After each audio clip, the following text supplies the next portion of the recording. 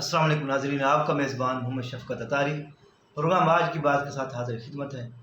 ناظرین کرام، سرکار دو عالم صلی اللہ تعالیٰ علیہ وسلم کی ذات اقدس، ذات مبارکہ و درود پاک پڑھنے کے بے شمار فضائل و برکات ہیں۔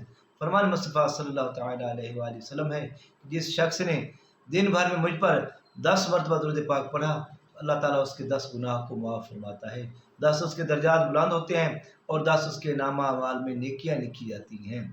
لاکھوں کروڑوں درود السلام سرکار دو عالم صلی اللہ تعالیٰ علیہ وسلم کی ذات اقدس، ذات مبارکہ پر، جو کہ وجہ تخلیق کے کنات ہیں۔ اللہم صلی اللہ سیدنا مولانا محمد وعلی آل سیدنا و مولانا محمد بارک وسلم صلی اللہ علیہ۔ سرکار دو عالم صلی اللہ تعالیٰ علیہ وسلم کا فرمان ہے، النظافت من الایمان، یعنی صفائی ایمان سے ہے۔ چنانچہ ہر مسلمان کو چاہیے کہ اپنے ظاہری اور باطن دونوں کی صفائی کا خیال رکھے۔ ظاہر کی صفائی کا جہاں تک تعلق ہے تو وہ یہ ہے کہ اپنے جسم، لباس وغیرہ سے نجات پاک رکھنے کے ساتھ ساتھ میل کچیل وغیرہ سے بھی صاف رکھنا چاہیے۔ نیز اپنے سارے داڑھی کے بالوں کو بھی درست رکھے، ناخن بھی زیادہ نہ بڑھنے دے کہ ان میں میل کچیل بھر جاتا ہے اور کھانا وغیرہ کھانے میں پیٹ کے اندر چلا جاتا ہے، جس کے سبب طرح طرح کی بیماری پیدا ہونے کا اندیشہ رہتا ہے۔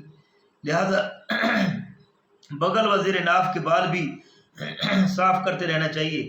باطن کی صفائی کا معاملہ تو اپنے باطن کو بھی کینہ، مسلمہ، بدنگاہی، غرور، تکبر، بغض، حسد، ریا، فساد، دانیت وغیرہ وغیرہ رذائل سے پاک و صاف رکھنا چاہیے۔ باطن کی صفائی کے لیے اچھی صحبت بے حد ضروری ہے۔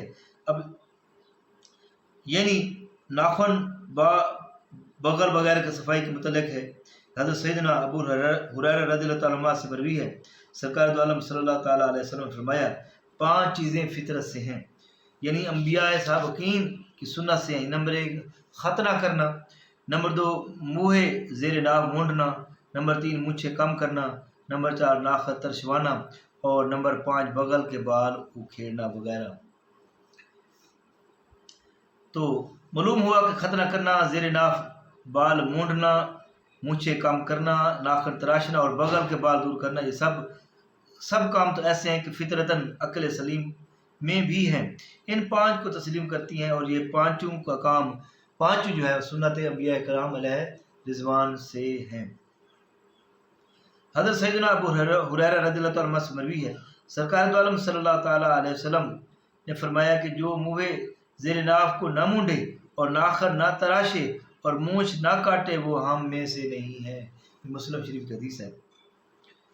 اس حدیث مبارکہ پر ہمارے وہ دوست اور خواتین خاص طور توجہ فرمائیں جو اپنے ناخنوں کو بڑھاتے ہیں، اور مرد جو ہے وہ اپنے مونچھوں کو بڑھاتے ہیں۔ یاد رکھیے کہ مونچھیں اتنی بڑھانا کہ منہ میں آئیں حرام و گناہ اور سنت مشرکین و مجوس و یہود و نصارہ ہے۔ بہتر تو یہ ہے کہ مونچھیں ابرو کی مثل ہوں۔ نیز اس سے حدیث پر وہ بھی اسلامی بھائی اور بہنیں غور فرمائیں جو فیشن کے طور پر اپنے لمبے لمبے ناخن رکھتے ہیں۔ لمبے ناخن رکھنے سے توبہ کیجیے، کیونکہ اللہ تعالیٰ کے پیارے حبیب صلی اللہ تعالیٰ علیہ وسلم فرما رہے ہیں کہ منہ زیر ناف نہ مونڈنے والا، ناخن نہ تراشنے والا اور مونچھیں کم نہ کرنے والا ہم میں سے نہیں ہے۔ تو حضرات گرامی، آپ نے ملاحظہ فرمایا کہ زیر ناف بال، بغل کے بال اور مونچھیں کم کرنا سرکار دو عالم صلی اللہ علیہ وسلم کی سنت ہے، اور فرمان مصطفیٰ کے مطابق کہ جس شخص نے یہ کام نہ کیے، یعنی بال بھی نہ کٹوائے بغل والے، مونچھیں صاف نہ کی، چھوٹی نہ کی اور ختنہ نہ کروایا، تو آپ نے فرمایا کہ وہ ہم میں سے نہیں ہے۔ دعا کہ اللہ تعالیٰ ہم سب کو صحیح معنوں میں حسن عمل کرنے کی توفیق عطا فرمائے۔ آمین بجاہ نبی الامین وصلی اللہ۔